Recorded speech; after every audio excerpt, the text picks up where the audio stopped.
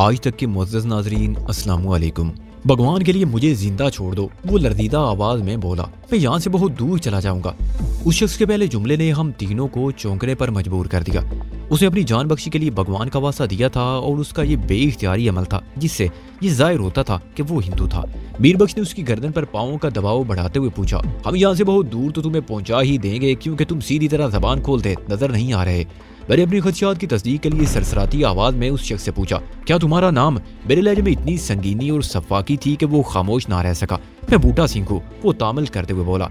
तुम बूटा सिंह नहीं बल्कि मंगल सिंह हो, मैंने अंधेरे में तीर चलाते हुए कहा। मीर बख्श ने मेरी बात पर मजीद कहा, तुम एक खतरनाक डाकू हो, तुमने अपने साथी की मदद से लड़की को अगवा करके रखा है। अंधेरे में चलाए हुआ मेरा तीर तो निशाने पर ही बैठा था। मीर बख्श के इंकशाफ ने उसे वर्ताए हैरत में डाल दिया। वो लुकनत ज़दा लहजे में मिनमिनाया, आपको हमारे बारे में कैसे पता चला? साहिल ने नफरत से उसे घूरते हुए उस कारे खैर में अपना हिस्सा मिलाया। तुम लोगों ने जिस लड़की को अगवा किया है उसका नाम मुमताज है। वो नबी सर के एक साहिब हैसियत शख्स काजी सुल्तान की बेटी है। तुमने मुमताज की रिहाई के बदले काजी सुल्तान से 50 लाख रुपए का मुतालबा कर रखा है। क्या मैं गलत कह रही हूँ? वो हमारे इन पे दर पे हमलों से बुखला गया। उसकी आंखों में मौजूदा वहशत में कई गुना इजाफा हो गया। उसकी समझ में नहीं आ रहा था कि क्या कहे और क्या कुछ कहे या ना कहे। बिलाखिर उसने खौफजदा नजर से हम तीनों को बारी बारी देखते हुए पूछा, क्या आप लोगों का ताल्लुक पुलिस से है? हाँ, मैंने मानी खेज अंदाज में सर हिलाया। हम पुलिस वालों से गहरे मरासम रखते हैं। अभी थोड़ी देर पहले हम डीएसपी के प्राइवेट बंगले पर मौजूद थे। ये वही डीएसपी है जिसकी निगरानी में तुम लोगों की गिरफ्तारी के लिए शादी पुली की सरहद पर नाका लगाया गया है। उसकी ब्लैक एंड व्हाइट सूरत पर सरसों फूल गई। मैंने उसके चेहरे को ब्लैक एंड व्हाइट इसलिए कहा है कि उसका रंग तो गंदमी था, ताम फुलबेरी के सफेद धब्बों की वजह से वो स्याह नजर आ रहा था। ये भी एक अजीबो गरीब मर्द है, इसकी कई इकसाम है। सबसे खतरनाक और कलीउल जिक्र वो किस्म है जो बिलाखिर कोड यानी जजाम में बदल जाती है।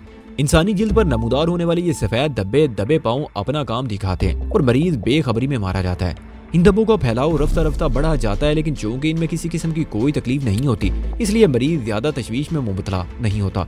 वो यही सोचता है ज्यादा से ज्यादा क्या होगा, यही होगा ना कि मेरा पूरा वजूद सफेद हो जाएगा। हो जाए वो जमकर इस मर्ज का इलाज नहीं करवाता और डॉक्टर तब्दील करता रहता है। बिलाखिर एक रोज उसे बड़े भयानक अंजाम से दो चार होना पड़ता है। गुजरे जमानों में कोड के मरीजों को शहर से बाहर वैरान खंडरों और गारों में छोड़ दिया जाता था ताकि सेहतमंद लोग किसी किस्म के वबाई हमले से महफूज रहें। इस मर्ज में मुबतला शख्स की हड्डियां अंदर ही अंदर घुल जाती हैं और देखते ही देखते वो मौत के मुंह में चला जाता है। अब इस बात में किसी शको शुबे की गुंजाइश बाकी नहीं रही थी कि खतरनाक डाकू मंगल सिंह इस वक्त हमारे रहमो करम पर था और मुमताज नामी वो अगवाशुदा लड़की मंगल सिंह के साथ ही गंडा सिंह की कस्टडी में मौजूद थी। मैंने एक लम्हा भी जाया किए बगैर मंगल सिंह से पूछा, मुमताज कहाँ है? उसने जवाब देने में थोड़ा तामिल किया तो मीर बख्श ने अपने पाँव को उसकी गर्दन पर इस तरह मसला जैसे कोई सिगरेट नोश खत्मशुदा सिगरेट के टोटे को मसलता है। वो तकलीफ की शिद्दत से करा उठा ताम मंगल सिंह की करा पेजैरों से बाहर ना जा सकी। मैंने मीर बख्श की जानिब देखते हुए आंख मारी और गंभीर लहजे में कहा, अब अगर मंगल सिंह ने मेरे किसी भी सवाल का जवाब देने में बस वो पेश से काम लिया तो तुम बेदरीग फायर कर देना। अपनी जान सबको प्यारी होती है। मंगल सिंह खौफ की शिद्दत से थरथराने लगा। उसने मेरी तरफ देखते हुए फंसी आवाज में कहा, महाराज मुझे क्षमा कर दें, मैं भगवान की सौगंध खाता हूँ, आपको सब कुछ बता दूंगा। हमें सब कुछ बताने की जरूरत नहीं, मैंने घुर्राते हुए कहा, बस तुमसे जितना पूछा जाए उसका जवाब दो। एक लम्हे की तवक्कुफ से मैंने इजाफा किया और तुम ये बार बार भगवान को बीच में ना लाओ। बहुत ज्यादा कस्में खाने वाला शख्स मुस्तनद झूठा होता है, फिर आपको मेरी बात का यकीन कैसे आएगा? मैंने डांटने वाले अंदाज में कहा, मैंने बताया न कसम या सौगंध किसी शख्स के सच्चा होने की दलील नहीं है। आमतौर पर वही अफराद ज्यादा कस्में उठाते हैं जिन्हें किसी झूठ को छुपाना होता है।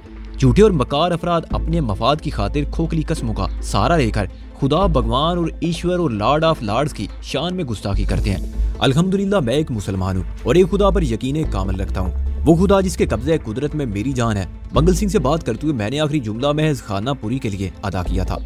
इस दुनिया में बसने वाले इंसानों के मजमूई और इनफरादी तासर नजरियात और ख्यालात को नजरअंदाज नहीं किया जा सकता। मंगल सिंह मेरी डांट, फटकार और मीर बख्श की दोनों से राय रास्त पर आ गया। मैंने उसे आमादा ताबुन देखा तो अपना सवाल दोहराया, मुमताज कहाँ है? वो गंडा सिंह के पास है, उसने बताया। और वो प्याज सिंह कहाँ है? उधर क्वार्टर में, उसने गर्दन को हल्की सी जुम्बश देते हुए बताया। उस क्वार्टर में और कौन कौन मौजूद है? गंडा सिंह और मुमताज के अलावा फाटक वाला है, उसने जवाब दिया। वो बड़ी शराफत से मेरे सवालों का जवाब दे रहा था। जब किसी की जान पर बनना है तो बड़े से बड़ा गैर शरीफ इंसान भी शराफत के मुजाहरे पर मजबूर हो जाता है, मैंने कहा। फाटक वाले रेलवे मुलाजिम को तुम लोगों ने यरगमाल बना रखा है। हमारे पास और कोई चारा नहीं था, उसने कहा। बीरबख्श ने उसकी गर्दन पर से पाँव का दबाव कदरे कम कर दिया, चुनाचे वो बासानी बोल रहा था। उसने अपनी बात मुकम्मल करते हुए कहा, अचानक हमारी जीप में कोई पेचीदा किस्म की खराबी पैदा हो गई। बावजूद कोशिश के भी हम उससे दूर ना कर सके। हमें पुलिस वालों की दस्तरस से निकलने के लिए फौरी तौर पर किसी गाड़ी की जरूरत थी। हमने फाटक वाले को जेर किया, फिर फाटक बंद करके किसी शिकार का इंतजार करने लगे। इस कार्रवाई में हकीकत का रंग भरने के लिए मैंने हाथ में सिग्नल लैंप भी उठा लिया और फिर तुम्हें शिकार नजर आ गया। मैंने मानी खेज अंदाज में कहा और पूछा, तुम कितनी देर से सिग्नल लैंप थामे फाटक के पास खड़े थे? मैं आपकी गाड़ी की हेडलाइट्स देखने के बाद ही वहाँ खड़ा हुआ था, उसने कहा। वैसे हमें यहाँ पहुंचे अभी ज्यादा देर नहीं हुई। मैंने पूछा, उस क्वार्टर की अगली दीवार के साथ जो 4 व्हील ड्राइव टोयोटा जीप खड़ी है, तुम उसी में यहाँ तक पहुंचे हो? उसने इस बात में जवाब दिया। मैंने पूछा, क्वार्टर में मौजूद तुम्हारे साथी गंडा सिंह के पास किस किस्म का असला मौजूद है? थोड़ी सी हिचकिचाहट के बाद उसने बताया, गंडा सिंह के पास सिर्फ एक राइफल है। तुम झूठ तो नहीं बोल रहे? बीरबख्श ने उसकी गर्दन को दबाते हुए पूछा। भगवान की सौं, वो कहते कहते रुक गया, फिर संभल कर बोला, मैं सच कहता हूँ, हमारे पास असले के नाम पर बस यही 2 हथियार थे। मेरा रिवॉल्वर तो आप छीन ही चुके हैं, राइफल वहाँ क्वार्टर में गंडा सिंह के पास है। मैंने रेलवे क्वार्टर की जानिब निगाह दौड़ाई और एक फौरी ख्याल के तहत पूछा, तुम काफी देर से हमारे रहमो करम पर हो, गंडा सिंह को तुम्हारी जानिब से तशवीश तो होगी? हाँ जी, वो परेशान होगा, मंगल सिंह ने तायद की। मैंने कहा, वो तुम्हारी खैर खबर लेने क्यों नहीं निकला? हमारे दरमियान ये तय है कि जब तक मैं क्वार्टर के सामने जाकर मखसूस अंदाज में सीटी नहीं बजाऊंगा, वो क्वार्टर से बाहर नहीं निकलेगा। मंगल सिंह ने बताया, चाहे कितनी देर भी हो जाए, वो मेरी हिदायत पर अमल करेगा। मैं अपने ग्रोह का सरदार हूँ, सबको मेरी बात मानना पड़ती है। तुम एक ऐसे ग्रोह के सरगुना हो जो सिर्फ एक फर्द पर मुश्तमिल है, मैंने तंजिया लहजे में कहा, यानी 22 साला गंडा सिंह। तुम्हारे ग्रोह के 3 अफराद तो पुलिस मुकाबले में मारे गए थे जब कुजी में पुलिस ने तुम्हारे डेरे पर छापा मारा था। मैं ठीक कह रहा हूँ ना? वो हैरत से भरपूर नजर से मुझे तकते हुए बोला, आपको तो एक एक बात मालूम है, हमें एक एक नहीं बल्कि आधी आधी और चौथाई चौथाई बात भी मालूम है। मैंने रोबदार लहजे में कहा, तुम किसी गलतफहमी में रहते हुए गलत बयानी से काम लेने की कोशिश ना करना मंगल सिंह। उसने पूछा, आप हैं कौन लोग? आप पुलिस वाले तो नहीं लगते। मैंने कहा हम पुलिस वाले नहीं लगते, बल्कि हम पुलिस वालों के बहुत कुछ लगते हैं। मैं समझ नहीं सका, वो मुतज़ब्ज़ब अंदाज में बोला। मैं समझाता हूँ मंगल सिंह। मैंने उसके गुब्बारे की सारी हवा खारिज करते हुए कहा, तूने काजी सुल्तान की बेटी मुमताज को अगवा करके 50 लाख रुपए का मुतालबा कर रखा है। सुल्तान ने तुम्हारे मुतालबे और धमकी में आए बगैर पुलिस वालों से राब्ता किया। मंगल सिंह एक खतरनाक मुजरिम और सफाक डाकू था, लेकिन इस वक्त उसकी गर्दन तेजदार तलवार पर धरी थी, इसलिए अपनी जान की सलामती के लिए वो शराफत का मुजाहरा करते हुए हम से ताउन कर रहा था। फिर हमारे तारुफ और कारकर्दगी ने भी उसे खासा मुतासर किया था। उसके सारे कस बल निकल चुके थे। इस वक्त वो एक दरिंदा सिर्फ मुजरिम नहीं बल्कि रहम का अपील कुंदा नजर आ रहा था। वक्त वक्त की बात होती है, इंसान को हीरो से जीरो होते हुए देर नहीं लगती। मंगल सिंह ने मेरे सवालात के जवाब में बताया, हमारा प्रोग्राम तो यही था कि उमरकोट से सीधे मीरपुर खास की तरफ निकल जाएंगे, लेकिन सज्जन दुश्मन सभी के होते हैं। अगर पुलिस वालों के उनके किसी मुखबर ने हमारे मंसूबे की इतला पहुंचा दी थी, तो मेरे भी एक पुलिस वाले खैर ख्वाह ने शादी पुली वाले नाके के बारे में बता दिया था। इसलिए हम उमरकोट से मीरपुर खास की तरफ जाने वाले रास्ते पर नहीं गए, बल्कि मैंने फैसला किया कि हम उमरकोट से पहले सामारू जाएंगे, फिर मोहम्मद रहीम कलरी से गुजरने के बाद एक नीम हमवार कच्चे रास्ते पर सफर करते हुए जिला मीरपुर खास में दाखिल हो जाएंगे। लेकिन उस रेलवे क्रॉसिंग पर हमारी जीप में कोई खराबी पैदा होगी और हमने मजबूरन फाटक वाले को जेर करके अपनी गाड़ी हासिल करने के बारे में सोचा। और उसकी बात मुकम्मल होने से पहले ही बीरबख्श बोल उठा, और इस सोच पर अमल करके तुम्हें मुंह की खाना पड़ी है ना साईं, इस वक्त मैं आपके कब्जे में हूँ, आप चाहें तो मेरी जान भी ले सकते हैं, लेकिन मैं विनती करूंगा कि अगर मुसालित की कोई राह निकल आए तो। उसने दानिस्ता जुमला अधूरा छोड़कर ताउन तलब नजर से मुझे देखा। मैंने पूछा, तुम किस किस्म की मुसालित चाहते हो? आप पुलिस वाले ना सही मगर पुलिस वालों के करीबी हैं, वो कारोबारी अंदाज में बोला। ये सारा खट राग मुमताज की तलाश और रिहाई के लिए फैलाया गया है। आप लड़की को अपने साथ ले जाओ और हम दोनों को यहाँ से जाने की इजाजत दे दो। मैंने कहा, इस डील में तो तुम्हारा बहुत नुकसान हो जाएगा। उसने सवालिया नजर से मुझे देखा। आप किस नुकसान की बात कर रहे हो? तुमने मगविया मुमताज की रिहाई के लिए उसके बाप काजी सुल्तान से 50 लाख रुपए का मुतालबा किया था। मैंने ठहरे हुए लहजे में कहा, अगर हम मुमताज को यूं ही सूखे सूखे ले गए तो ये तुम्हारा नुकसान ना होगा? वो बेबसी से बोला, साईं जान बची 100 लाख हो पाए, जिंदगी रही तो मैं और कमा लूंगा। आप बताएं, ये सौदा मंजूर है? तुम खासी बचकाना बातें कर रहे हो, मैंने मुझे हिक्का खेज अंदाज में कहा। वो मुतअज्जब अंदाज में बोला, मैंने बच्चों वाली ऐसी कौन सी बात कह दी? और एक घमंड, मैंने उसे डांट पिलाते हुए कहा, इस वक्त तुम जिस तरह हमारे चुंगल में फंसे हुए हो, उस पर तुम्हें शुक्र करना चाहिए कि अभी तक जिंदा सलामत हो।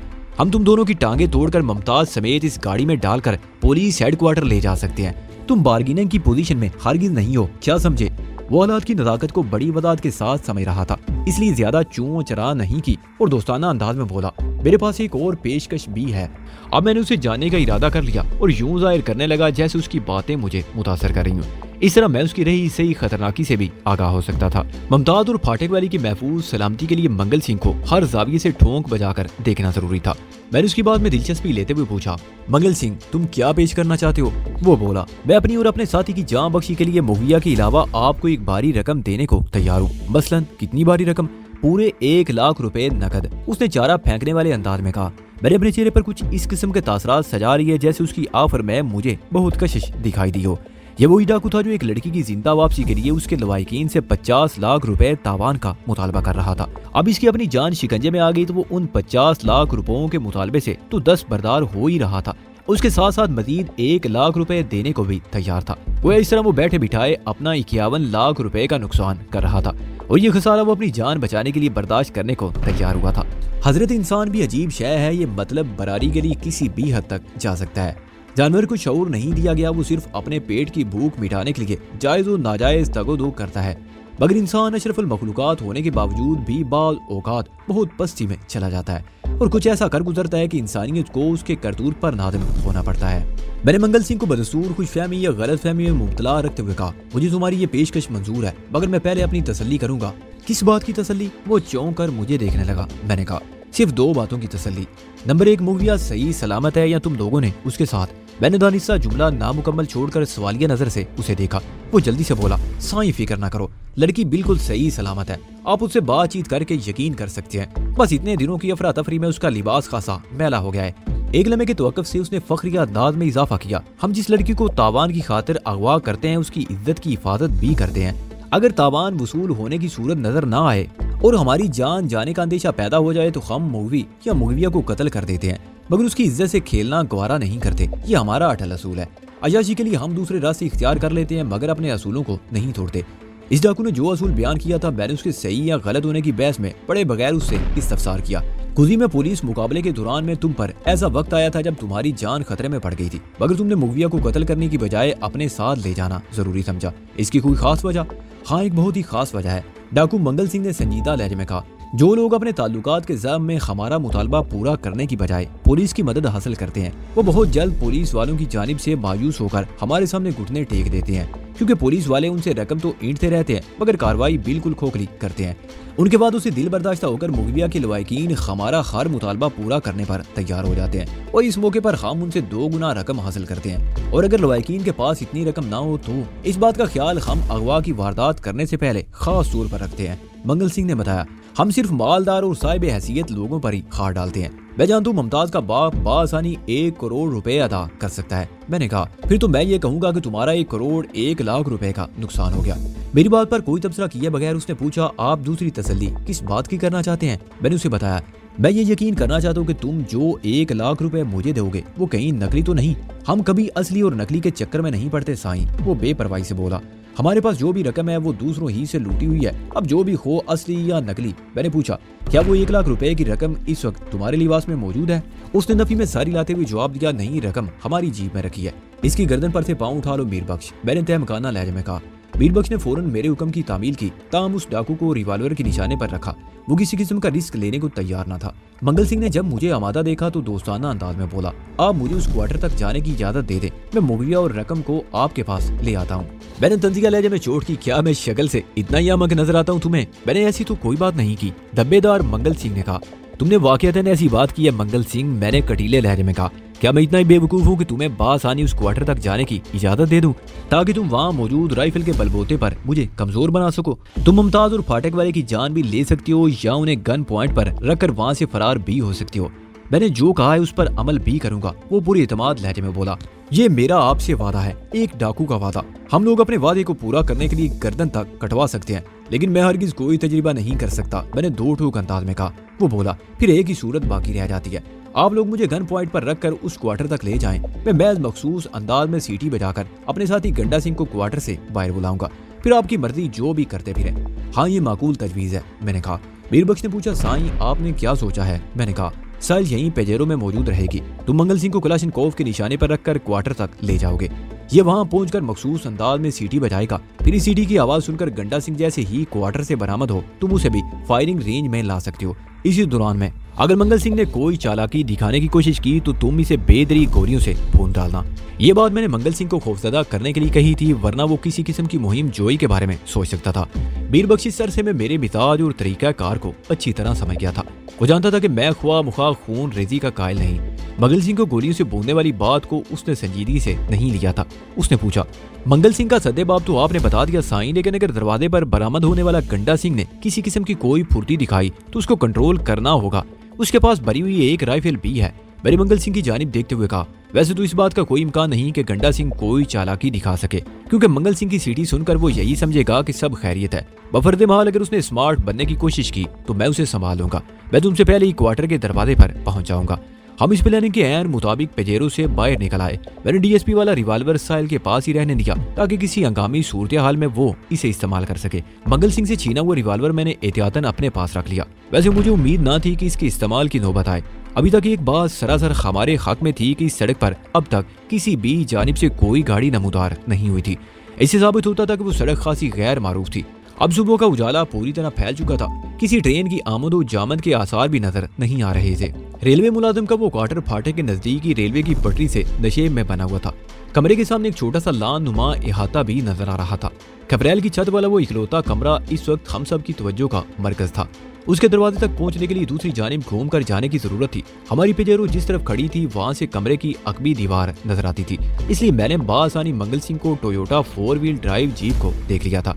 कमरे की अकबी दीवार में कोई खिड़की या रोशनदान मौजूद नहीं था, इसलिए उम्मीद की जा सकती थी कि गंडा सिंह ने अपने मुरब्बी के साथ होने वाली कार्रवाई नहीं देखी होगी। मैं जल्द से जल्द इस टंटे को निपटाना चाहता था। इस बात का खारिज इम्कान नहीं किया जा सकता था कि तारा एंड कंपनी या कोई पुलिस वाला बेदार मगज अफसर खामे ढूंढते हुए इस तरफ आ निकलता।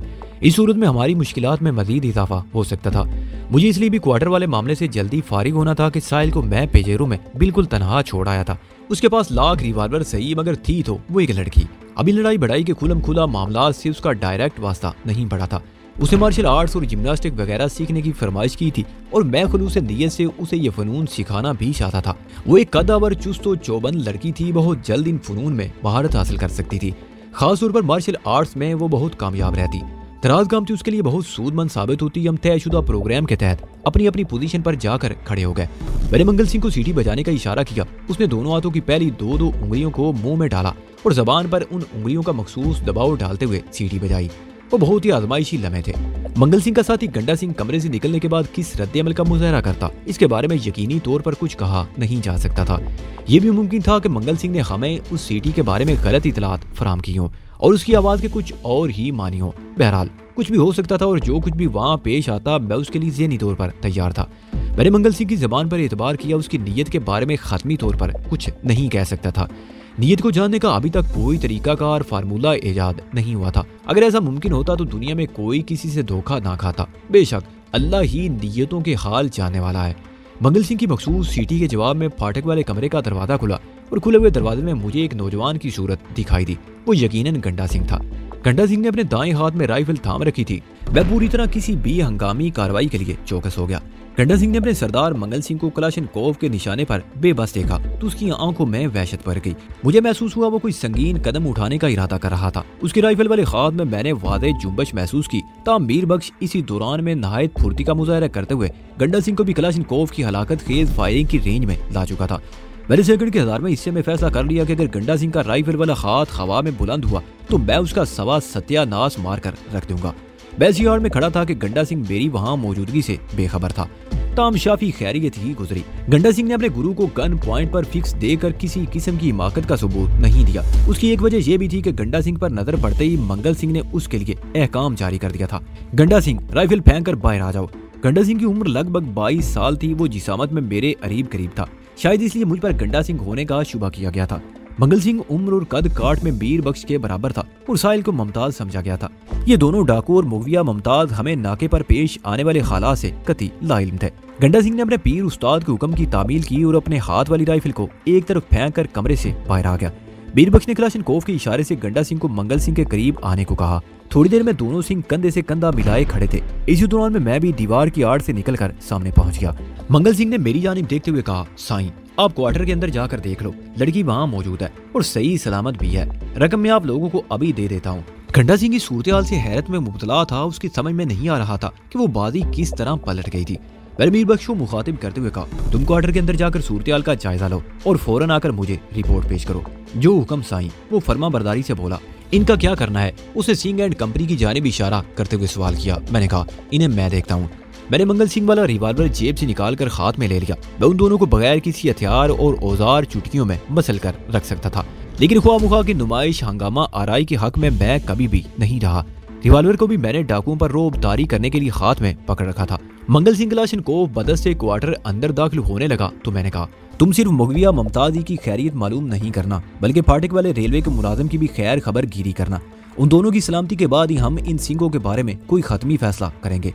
मीर बख्श इस बात में गर्दन हिलाकर क्वार्टर के खुले दरवाजे से अंदर दाखिल हो गया। एक बात का मैंने अंदाजा लगा लिया कि क्वार्टर के अंदर मुगविया और यरगमाली आजाद हालत में मौजूद नहीं थे, वरना गंडा सिंह के क्वार्टर से बाहर आते ही क्वार्टर के अंदरूनी हिस्से में किसी किस्म की हलचल के आसार नजर आ जाते। अंदर मुकम्मल सन्नाटा और सकूत तारी था। 5 मिनट बाद मीर बख्श कमरे से बाहर निकला और मेरे पास आकर बोला, साईं अंदर वो दोनों खैरियत से हैं, ताम इन मरदूदों ने उन्हें अच्छी तरह बांध कर डाला हुआ है। मैंने उसे पूछा, क्या तुमने जकड़े हुए मुगविया और यरकमाली को बता दिया है कि उनकी मुसीबत खत्म हो गई है और वो अब रिहा किए जाने वाले हैं? मैंने उन्हें अच्छी तरह तसल्ली दे दी है। मीर बख्श ने कहा। मैं मंगल सिंह की जानिब मुतवज्जो हो गया। तुमने अपनी पेशकश की पहली किस्त तो अदा कर दी, यानी 1 करोड़ रुपए का नुकसान उठाया। अब दूसरी किस्त का वजन भी उतार दो। 1 लाख रुपए का बोझ कब तक साथ साथ उठाए फिरोगे? वो खामोशी के साथ ट्योटा की जानिब बढ़ गया। गंडा सिंह 2 कदम के फासले पर उसकी तकलीद कर रहा था। मीर बख्श ने मुसलसल इन दोनों को गन पॉइंट पर रखा हुआ था। इनकी तरफ से मामूली सी कोई गलत हरकत भी उन्हें नाकाबिले तलाफी नुकसान पहुंचा सकती थी। 4 व्हील ड्राइव टोयोटा जीप के नजदीक पहुंचकर मंगल सिंह ने अपनी जेब की जानिब हाथ बढ़ाया तो मीर बख्श ने गरजदार आवाज में कहा, खबरदार। मंगल सिंह का जेब की तरफ बढ़ता हुआ हाथ मेकानकी अंदाज में रुक गया। मीर बख्श ने खौफनाक लहजे में दरियाफ्त किया, क्या किसी चालाकी का इरादा है? याद रखो, मैं किसी भी होशियारी के आसार देखते ही बेदरीक दोनों को गोलियों में परो दूंगा। तुम्हारे जिस्मों में इतने सुराख नमूदार हो जाएंगे कि आर पार देखना मुश्किल नहीं रहेगा। मैंने मंगल सिंह से पूछा, तुम अपनी जेब से क्या निकालने वाले थे? चाबी।